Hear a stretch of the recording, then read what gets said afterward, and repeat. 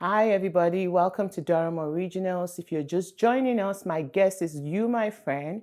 You are a Durhamer with a vision for Durham region to see Durham not just as it is, but what it can be. Here at Durham Originals, our goal is to feature inspiring stories of Durhamers who are able to impact the lives of people in the Durham region. Today's guest is a father, a husband, and a Durhamer whose life is impacting a lot of people in especially the Oshawa downtown area. He's the developer of the formerly known hotel called Jinash, who from his mouth you would know a lot more about why the hotel makes a lot of sense to Durham. But then that hotel now is now called 70 King. It is my pleasure to introduce to you our first Durham original, Rick Summers. Welcome. Thank you. One of the things that we believe in Durham Originals is that if we are not impacted, then we cannot impact another. And even though our goal is to inspire people with our stories, we don't have all the stories. And that is why someone like you is a Durham original. Have your own stories to tell because your story would impact, it would inspire others to become involved in the community. Give us a little window, an insight of how 70 King came to be. Well, you said it quite well, but I think that so just about connecting people and resources, I just see. I've always just kind of since a young age, I've always seen like the big picture, and um, and I've always been able to. I don't know if it's because of my ADHD and not paying attention to what I was supposed to be, but I was kind of always looking around and checking things out in the classroom and in life, and I just always picked up on unique things about people. And I started seeing how everybody has certain skills and gifts. And actually, I believe that everybody's original. So I think that with their originality, I started picking up on these things. And, and then I had a hard time seeing my own though. I didn't feel like for many years, I didn't quite see like, what is my skill? I was an athlete, different things like that. But, and I was a good wheeler dealer, negotiator, and stuff like that. But I didn't quite see clearly my own skills. But as time went by and I just started seeing how people fit in, I started making connections and seeing how, oh yeah, if I don't have that skill, but if we put this person, that person together, we could do this. And so that's kind of where it came from. And I just found that as the years went by, it kind of developed more and more. And then I realized that that was my skill. My skill is not necessarily having a talent. Not an engineer, an architect. I'm not handy at all, which people I grew up with my mom and two sisters, so a single parent home. So I wasn't handy. I didn't learn any handyman skills, but it's kind of strange that I'm in construction and doing things, especially a project like the former Janasha Hotel, which was essentially boarded up for almost 20 years. So, eventually I just basically saw how I could connect people, and because people have resources, whether it's skills, talents, or finances. And so we have investors, shareholders, and all the construction teams and engineers and architects. And so we just connected all the people and helped each person to do their part. And I could see what their part was clearly, and that's kind of what guided us. So I also see how we can almost, I believe we could do almost anything, like in this, like not just Durham or Oshawa, but also it can expand much further when we could solve most of the world's issues and problems by.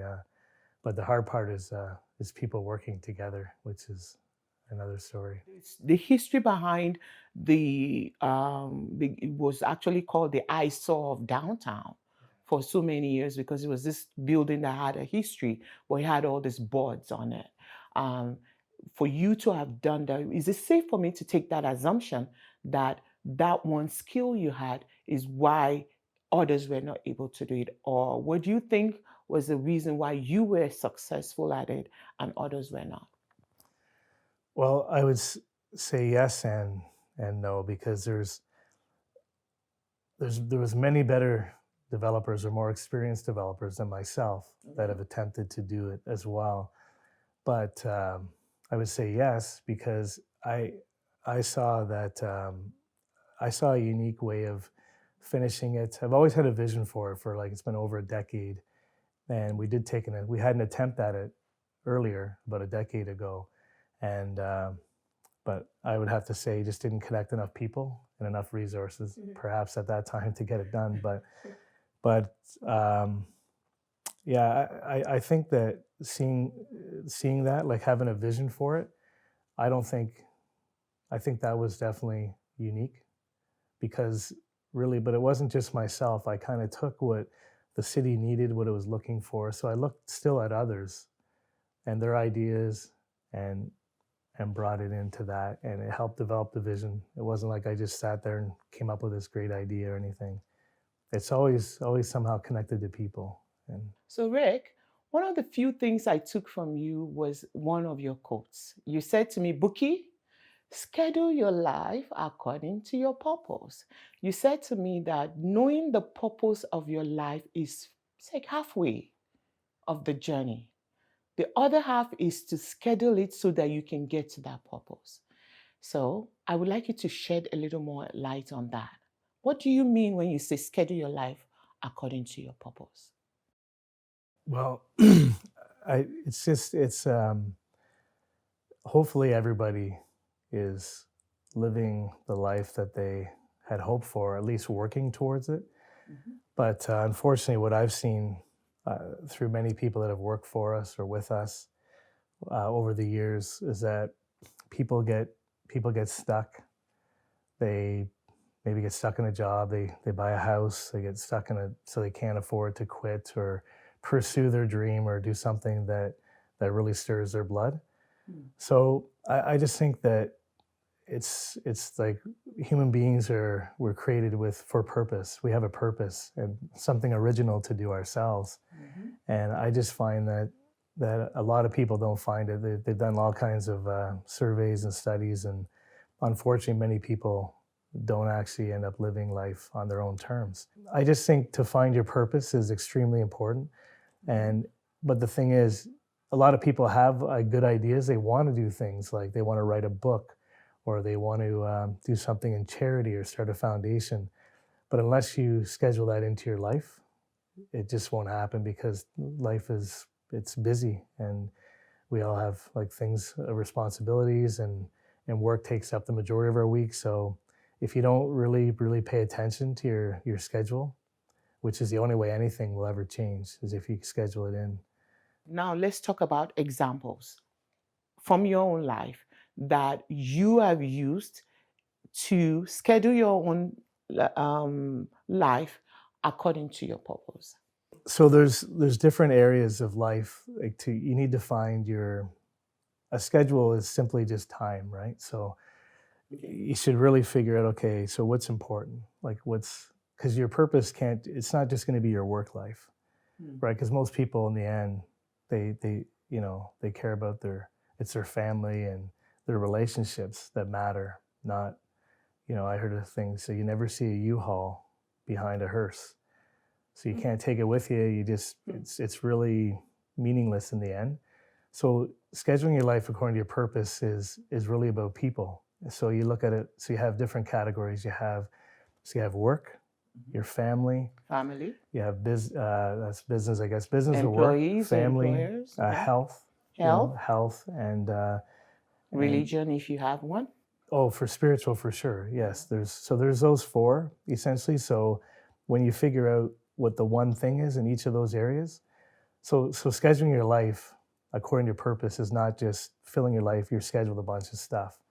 It's figuring out what the one thing is in the area of relationships. So with a spouse, maybe it's scheduling a date night because life gets busy, and then with kids and work, and so if you schedule a date night, it sounds kind of. I remember when I first said that to my wife, she was a little offended, But so I have to, what do you mean, I have to schedule something in? But I just realized that we wouldn't spend the time together because you just get so busy. And the next thing you know, you wake up and it's like a decade later, or you come home and the furniture's gone and your wife's gone because, so you need to, so you have to schedule things in that are important. So like time with your kids, but so that's for family. And then as far as spiritual goes, I mean, everyone, there's obviously a lot of different views on that nowadays. But I am a man of faith. That kind of drives my purpose in everything that I do. I find that there's meaning in this interview and anything. I find meaning in everything, and it fits into my purpose because the goal is to encourage others to do what they're created to do, what they're designed to do as well. So, but again, designing just your schedule again. Like there's like all those different areas. Business, I find business and career is easy. It takes up most of your life, and most people give all their time to that.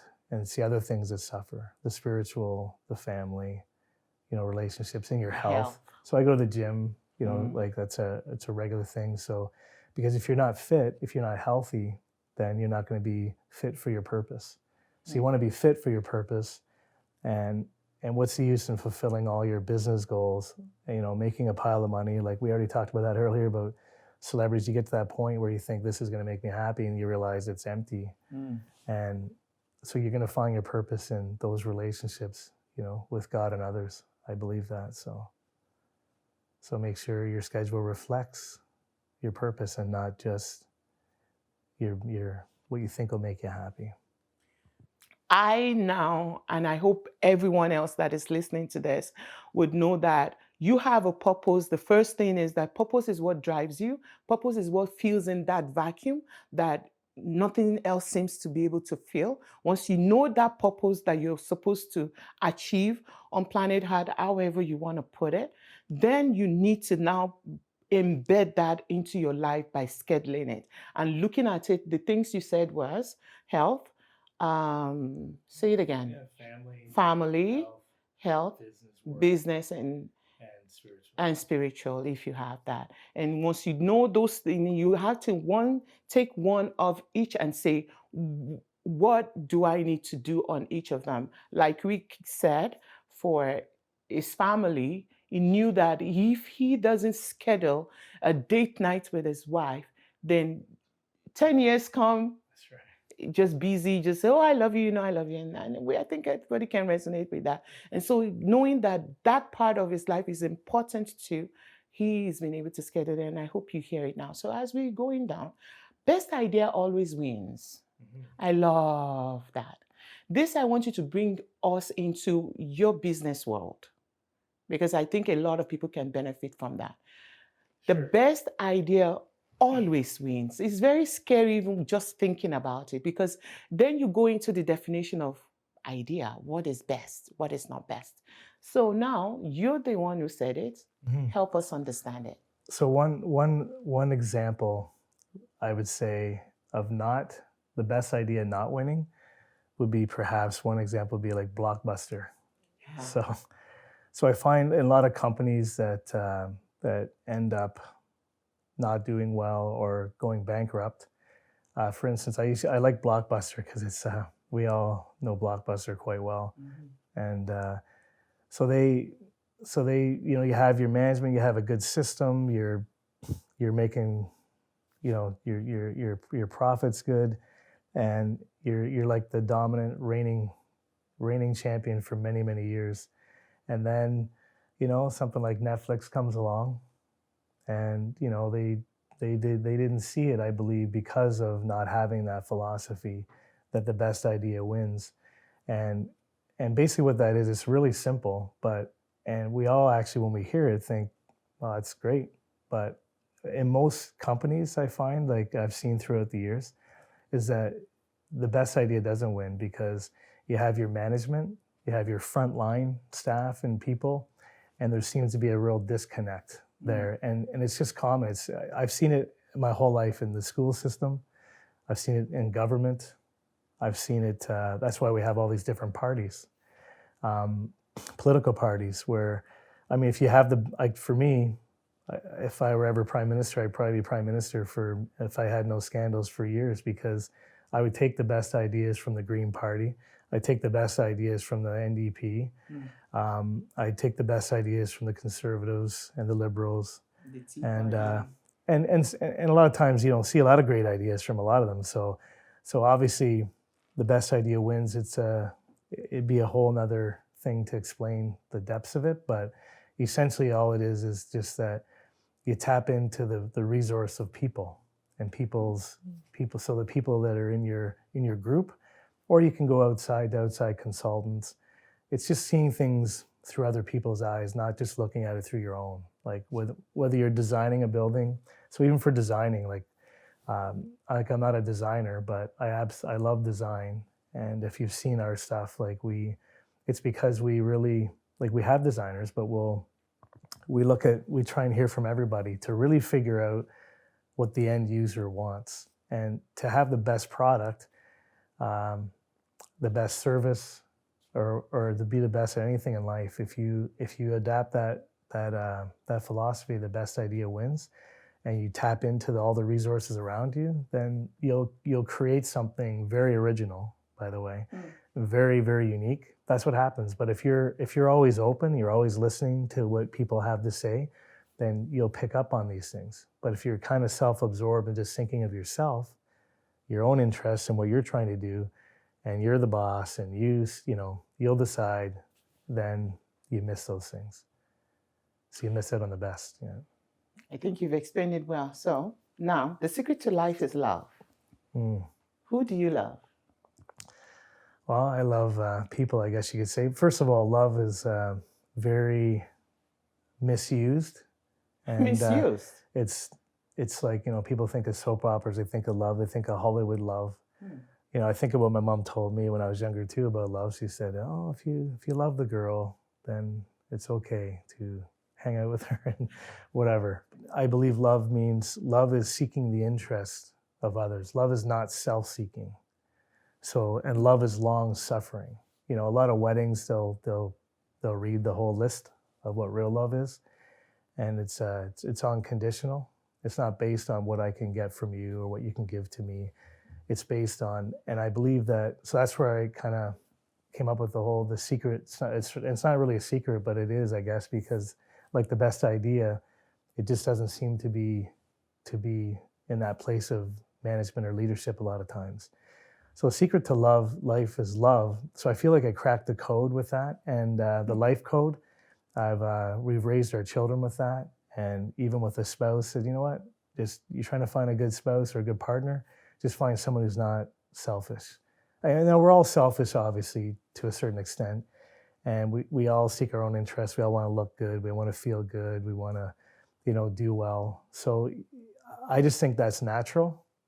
So I just think that people naturally look after their own families. They naturally look after themselves. But really, all the problems in the world are because people don't go out, a lot of times go outside of building their own family, their own domain, their own house, their own kids' education. And you should. The world's made up of families, so it is good to have that. But I feel to solve, I think that poverty, hunger, world hunger, it's ridiculous. Like with all the excess of everything, it's easy to solve, easy.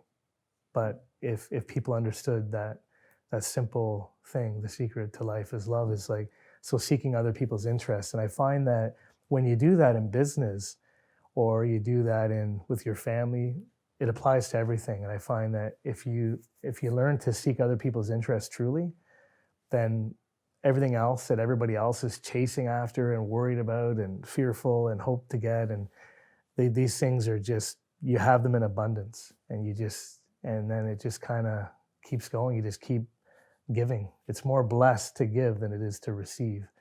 And I didn't understand that for a long time, because when I was young, it was all about those gifts at Christmas. I loved getting, I was a professional at getting things, even as a teenager, a young adult. And then, so when I kind of shifted everything and learned what it really is about, I realized it is more blessed to give.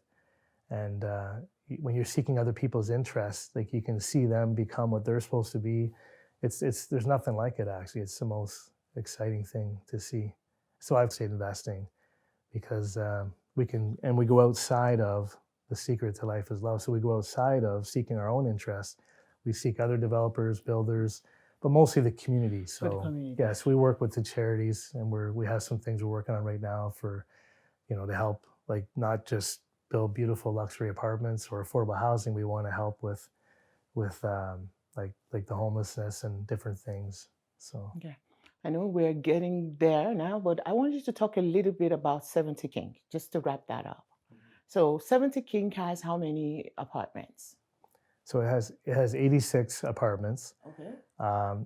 They're basically studio apartments Okay. and self-contained studio bachelor apartments and one bedrooms. And this is our phase one. So we decided to. It's just simply business. The numbers seem to work better on having more units, Okay. and there seems to be more of a demand for one bedrooms and bachelors, and less competition on those. A lot of new developers or builders or new buildings are two bedrooms, 2 bedroom plus a den, and so we just kind of focused on the single. So if I wanted to rent the space now, where do I go? Well, we have a website, 70king.ca, Okay. and you might want to hurry though, because we're actually over 80% full now, so we're Wow. 80% occupied, and the city. I don't know if you know much about the downtown, but the city just finished doing brand new streetscape, extending the sidewalks out front of our building along Mary and King. So now we're seeking out to close down some higher level upscale commercial tenants. So we just started that. We Oh, have so what I'm hearing now is that there's the residential tenants up, and at the bottom you have the commercial tenants. commercial, yes, yeah. Ah, that is almost like the way it is in Toronto now, in the downtown Toronto. That's Yeah, good. so so originally the Janosh, just to give a it was built in 1929. Mhm. It has a real rich history. It's a designated heritage building. They designated it back in several years ago now, but so which means we have to maintain the look of the facade, the exterior, Mhm. but the interior, You can do yeah, anything. it was in disrepair. We completely redid the interior, and I know you've seen it. So it's It's more beautiful. it's more modern. It's more modern, but it's warm, and it's kind of where It's very comfortable old meets too. new. Yes. And so we have a winding staircase as a feature in the lobby, which was like 90 years old, and like originally they had a men and women's lounge in the basement separate, and yeah, that's things have changed a little bit. And then the main floor had like restaurants and stuff like that. And then as the years went by, I think it's when the 401 shifted, when it came in the 60s, late 50s, it kind of pushed all the stuff from downtown, like hotels and the development, closer to the 401. So with this came, it just constantly went down from there. I So know that the history of Jinash has things about the Queen of England being there before, James Bond, the spy. yeah, Jinash has a lot of yeah. So a lot of history so it was high end hotel, and in those days. yeah, very much so. Yeah. So we heard that the Queen stayed, that the Queen's mother, The Queen's yeah, mother. during the war. I know Queen Elizabeth was in the area in Oshawa with King George at the time, promoting and trying to get people involved in the war. Not everybody was involved in the war yet, and a headquarters for, it's called Camp X. It's very well documented. They trained spies for World War II, and Ian Fleming, who's the author of the James James Bond Bond series, all the movie, yeah. movies. So he frequented the Janosh because they were right in that area, and it was like probably the only thing around, but also the nicest. So I know that there's a lot of even on their Camp X website, there's a lot of documentation about the history, and then also with a lot of famous bands who became famous, like Rush, they played there as well before they became famous, like Burton Cummings, Rush, Paul Schaefer from the David Letterman Wow. show, and like Boston. Anyway.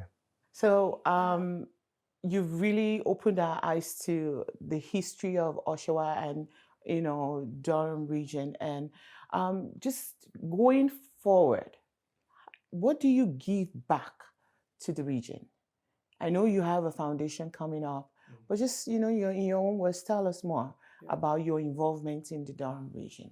So, so not to share too much right this moment, but we do have, we are working on some foundation work where it'll basically create a holistic vision for Oshawa, who most people know what's happened with Oshawa with General Motors. They've been scaling back for years, but they recently basically they got rid of the rest of the employees. There's very minimal people left. So it's kind of it's very psychologically like damaging and worrying the city and the region. So it's very so our goal, and it came before the whole General Motors thing as well. We've been working on it for quite a few years.